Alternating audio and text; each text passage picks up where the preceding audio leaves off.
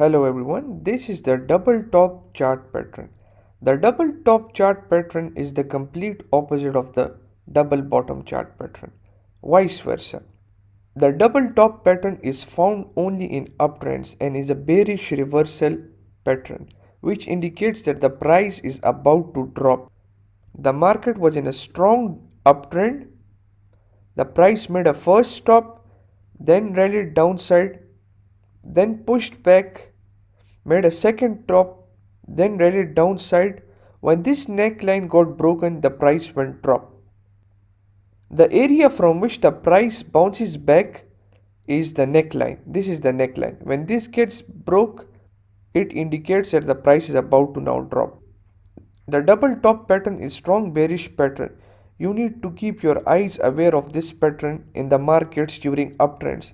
Whenever you spot this, you should exit from the market.